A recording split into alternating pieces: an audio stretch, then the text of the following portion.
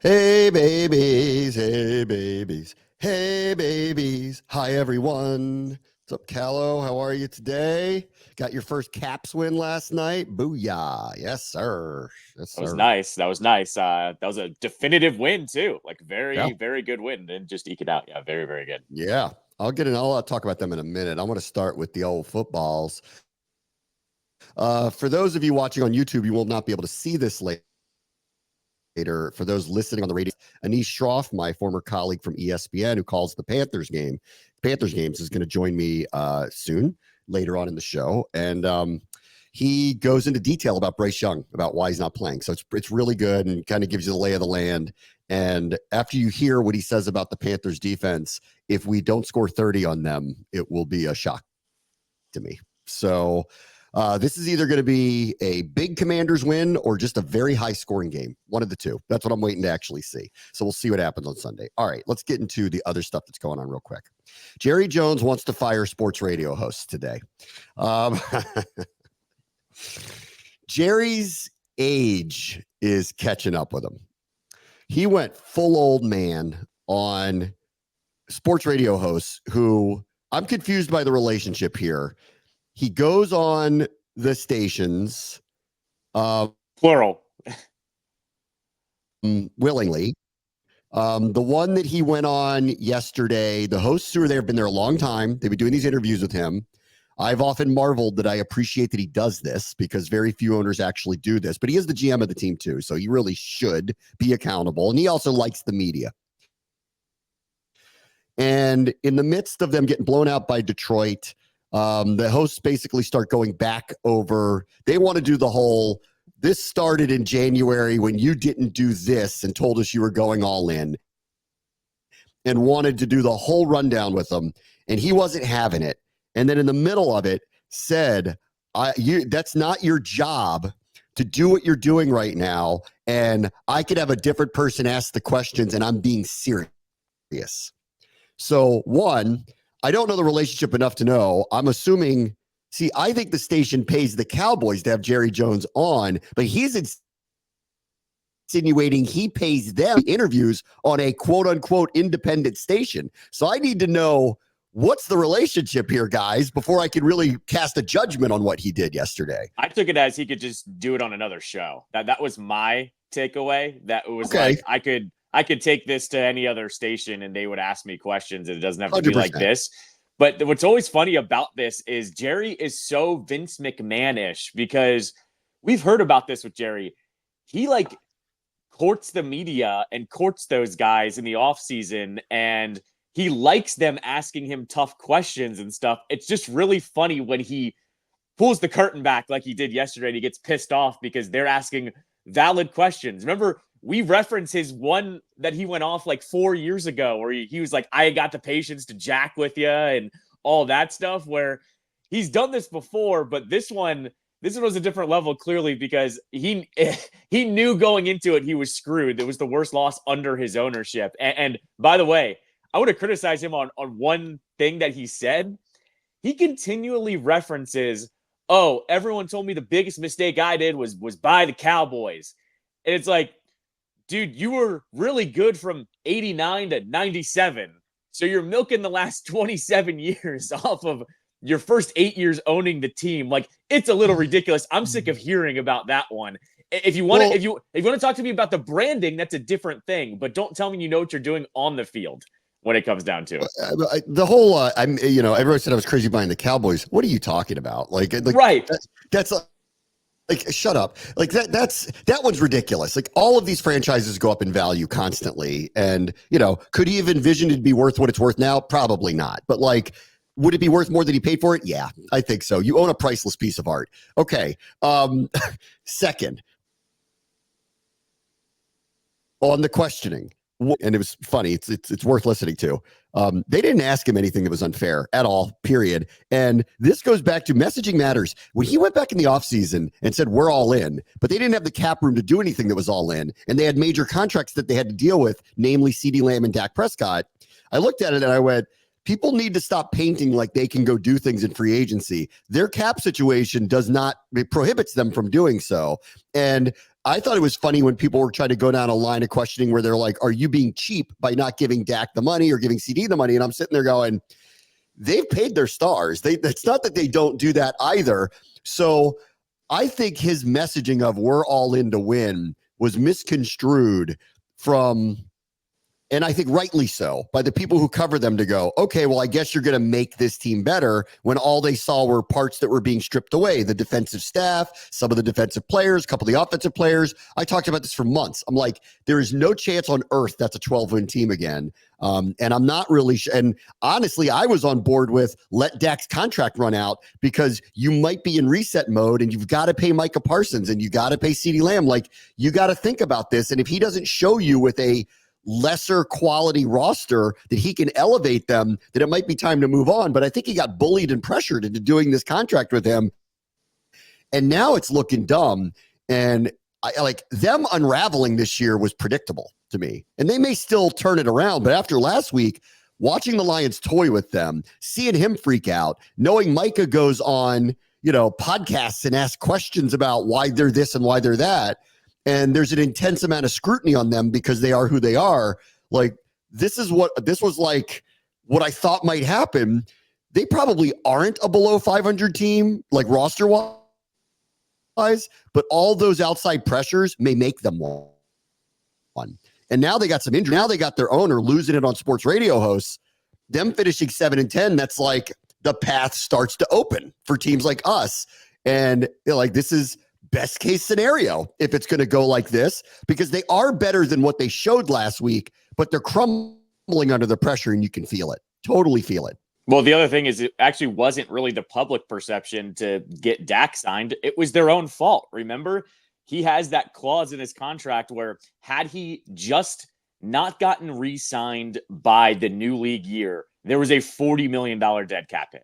Like, Jerry played Jerry on that one. He had to sign Dak because he was already committing $40 million to this one player. You might as well commit the other 20 and have a quarterback instead of just having a hole on your roster. Now, I'm with you. They could have hit the reset button. But what was also really funny with Jerry was he waited all of that time to not only sign Dak, but then sign CeeDee Lamb the week before the season started. Had he just done it earlier in the offseason, he would have saved money because the price went up literally over the next 3 months. Like, that's the weird thing here is you're actually not making sound business decisions either. You're waiting. You're waiting for no reason, and your cap is now even more strapped than it was before. This is why it's fair to ask him about all of this stuff. Put back to him, the team is in the place that it's like they should never lose 47-9 or whatever the score was. And so like that's on the players and the coaches, because but losing to the Lions, who are a legitimate contender, when you are a team that's resetting yourself, or I'm not even sure what your plan is right now after re-signing Dak. I'm not even totally sure what their plan is kind of moving forward, but it is fair to ask the GM why you've made these decisions. And he went full, like either Vince McMahon or I'd call it Trump. Like, you're just not going to admit fault. Like, we're in this new normal where if you do make mistakes, and it is clear that they've made mistakes in the roster construction or the reset that they're trying to pull off here, which I don't even think they're resetting anymore by re-signing Dak. Well, they're not admitting that they're wrong.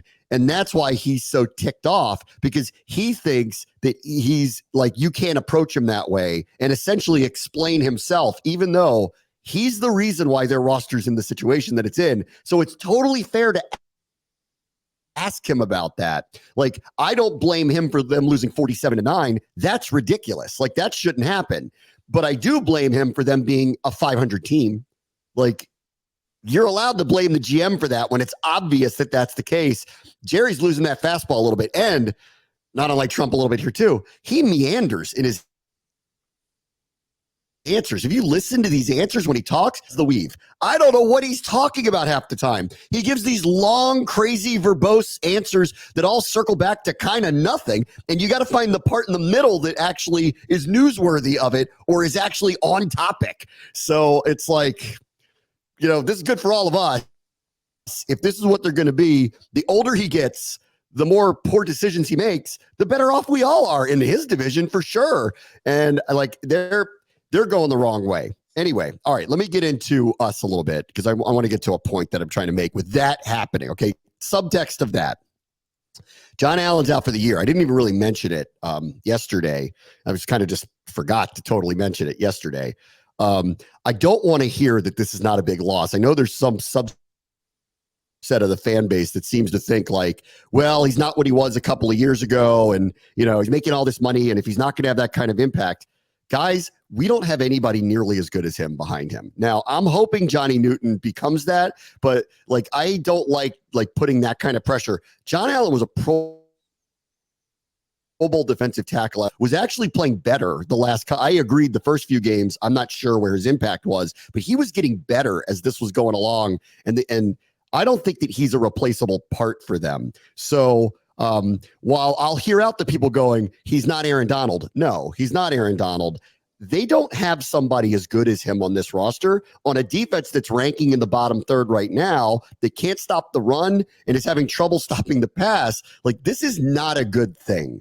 So I want to quell that for a moment. All the people are like, well, we can just replace him. No, you can't. In my opinion, no, you can't actually. I think this is actually a big deal that they don't have him for the rest of the year. I think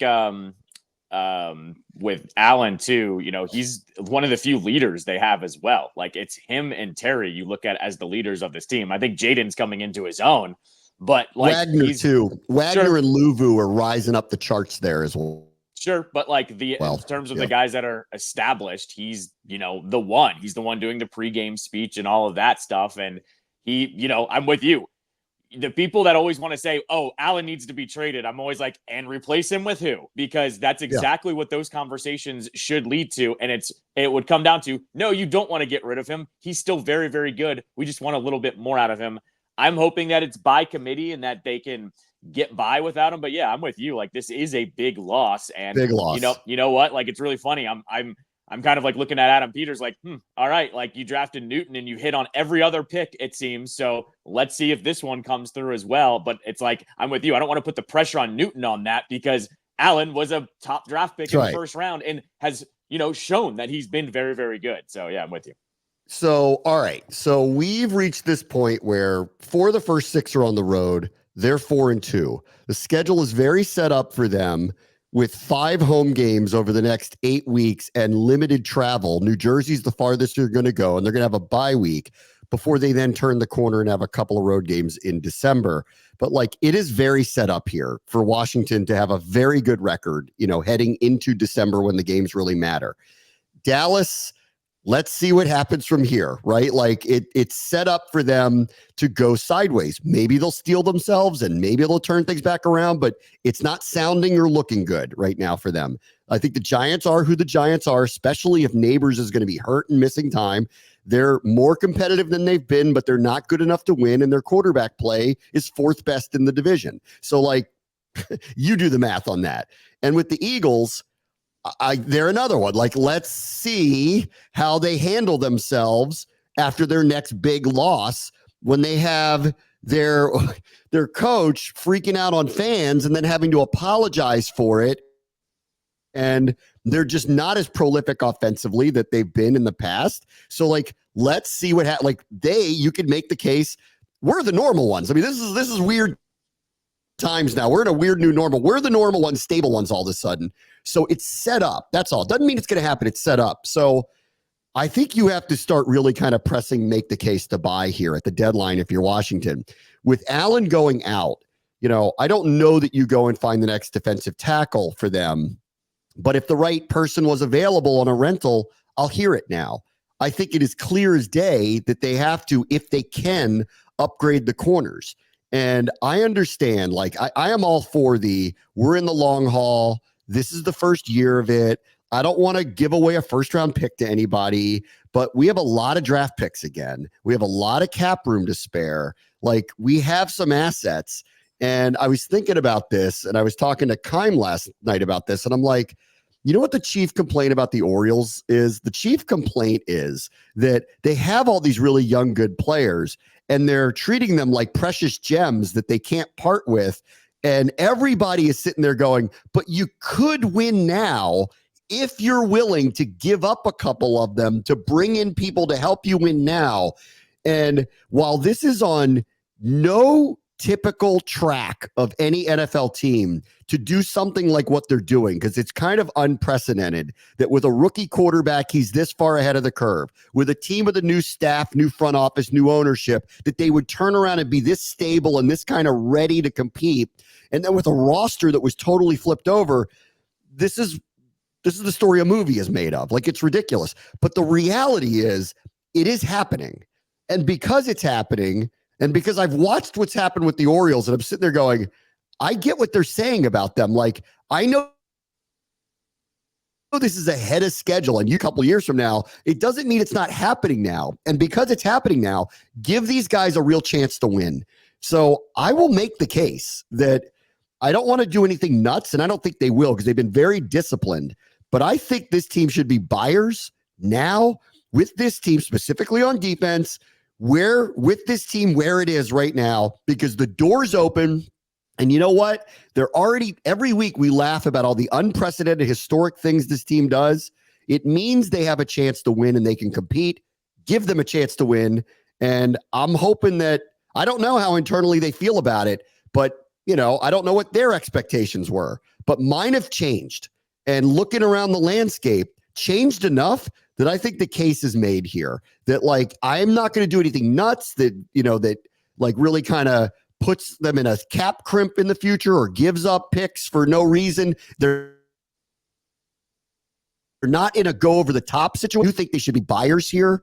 And I think they've put good reason on the field to let you feel that way about them. Give them a chance to win. That's the way I feel about it. I'm only making a move for a corner. That's the only position that I'm touching here. I think everyone needs to realize it's still just year one, though. Like, let the timeline. It is year one, but look what they're doing. Why are we not trying to win? The window somehow is. Oh, I don't know how, and I can't believe it is, but it's open for them. So give this team a chance to win. Is how I feel about it.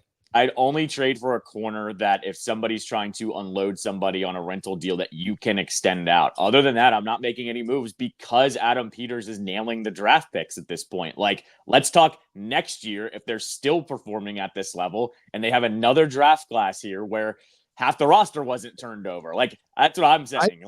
I hear you.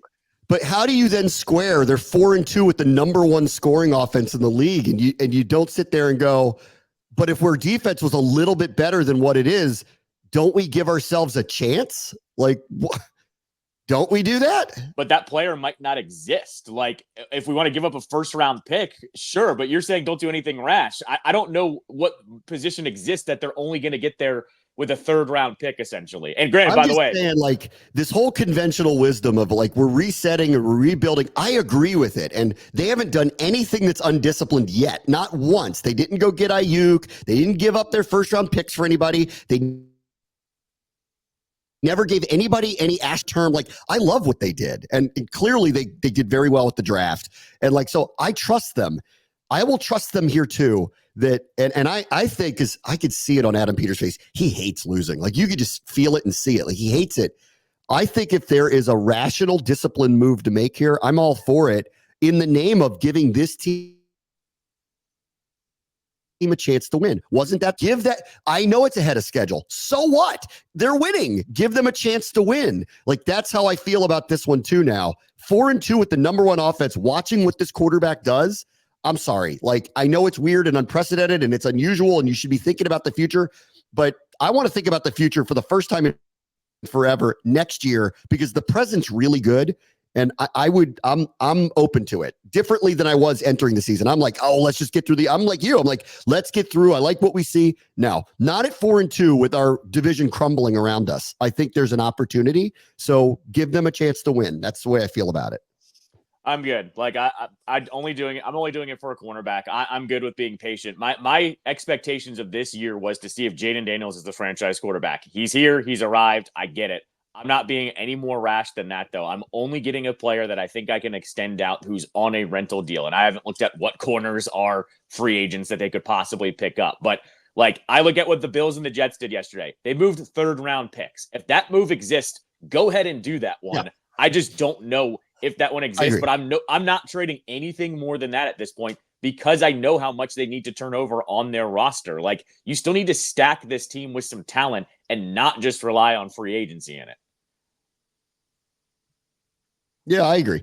It's just I see a path here where the playoffs are very possible, and I'm like, you know what? Like, if the right move's there, like they don't think about next year. We'll get to next year when we get to next year. On those two trades you mentioned, stop telling me Aaron Rodgers isn't the GM of this team. Like they went and got his guy after the week after they fired the coach, which he claims he had absolutely nothing to do with. Like they're willing, they've given him an amount of power I haven't seen a player get in the NFL in a very, very, very long time, and while I love Devontae Adams and I think he's great and I'm sure he'll fit in for them, I just know this is not going to end well for them. Like you just know it. It's not, it doesn't matter what they do. It's not going to end well for them. You just know it. Amari to the Bills is a huge one, I think, and was a great counter move by, to New York, because realistically, if Tua, whether he can come back or not, or whether he should or not, is not really even worth the conversation at this point. I think Miami can't catch both of those teams. This is a 2-team race for that division, and I thought that was a heck of a counter move by the Bills to go get Amari Cooper. Well, the hilarious part that you just mentioned there is the Dolphins are technically ahead of the Jets in the standings at the moment. So that's the funny part about catching them. But what I'll say is I think the Bills were probably on the phone with the Browns and the Raiders. I think they were probably in on Devontae, and they probably just sent him to the Jets because that's who. And there's like that extra pick exchange or whatever it was. I bet you the Bills were like, "That's cool. We'll go get Cooper." Cooper was the one that I was circling for this team to get. Actually, when everybody was talking about Adams, I wanted Cooper here, and this was like week 2 or week 3 or whatever it was with Adams, but. Yeah, this was a great counter move because I think they're both on equal planes. Like they're both not as good as they once were, but they're both still pretty good. I also think, though, we've lived this before where your record's bad and you make a move and you hope that it works out and it flips everything around. Devontae Adams is not flipping that whole team around. So I don't think so either. Good luck with all that. And by the way, something that I was seeing a little bit yesterday too was Cooper goes for a 3rd-round pick. Adams goes for a 3rd-round pick. We should rewind in the offseason where Adam Peters unloaded Jahan Dotson for a 3rd-round pick, essentially. And remember, people were kind of off on that. There was some exchange in fairness, we gave back a 5th. People forget that part. So we gave back a pick as well. But I, with your premise, I agree with you. We got incredible value for him. I get it. Like there was the 5th that we threw back, but to kind of upgrade that return, good on Peters there. Like that looks better in retrospect with that move. Yep. All right, let me take a quick break. Bram, let's just show ESPN 630, the Sports Capital. All right, welcome back. I don't have a lot of time here, so I'm just going to mention this for a moment. Maybe I'll revisit it if I have more time tomorrow. But Nate Silver thinks our sports town sucks, which, triggers me like beyond belief through the years. If anyone comes at us like, you don't walk into someone else's church and complain about how they pray. And that's what he did here. Nate Silver, if you don't know, Nate Silver is the analytics guru who has predicted through polling political races across the board, namely national ones, for years, and has become an expert at it, was then hired to run 538 for ESPN. So he did a lot of analytical models for sports that didn't really take off because people just didn't care. And it was not dumbed down enough, I think, for everybody to really understand it. But Nate Silver is kind of like the pinnacle of polling. And I guess I'm trying to figure out, maybe it's because he's a known quantity and he has a lot of followers, like over 3 million followers, that people got all upset about it. But I'm like, and why does anybody care what he thinks? Like, I didn't quite get it. No, I mean, that's that's where I landed with him too, of why are you weighing in on this? And with him too, the way he worded it was weird as well. Like he mentioned the Caps, the Nats, the Wizards, and the Commanders. And all I could think of was the Nats won a World Series. The Caps won a Stanley Cup. The Capitals have one of the greatest hockey players of a generation. The Commanders look like they're on the up and up. The Wizards, I'll hear you out on. But for the 3 of the 4, I don't know what he was talking about. Well, I don't know, like what I'd like for him to define. What does he mean by good sports town? Like what are you talking about? Because I don't know, like all of a sudden we're kind of the hot new thing in the NFL, which I get it, for a long time we weren't, but we are. We did just win the cup. We did just win a World Series. It wasn't that long ago. I'm not sure what he's talking about. Like he just doesn't like going to our games. Like what is he even referring to? Like I don't understand it. it's also, he doesn't really understand this city as well. Like, I will be the first to say, do we have the most passionate fan bases? No, not really, actually. Like, the Commanders fan base is better than all of the other ones in terms of straight up passion, right? But look at what the other teams have done to kind of get themselves closer to that level. Like, I look at the Nats. The Nats are genius in the way that they market their team, essentially. They have the diehard baseball fans and they go old school, but they also have that, loft out in the center field where all the Capitol Hill interns show up, 2 innings into the game, right? They know who they are and they've marketed themselves that way easily. The Capitals say, we're going to be a hockey club. You're going to have a good time here. You're going to go watch Ovechkin score goals. They've marketed themselves in a way to cut through all of the junk in the city.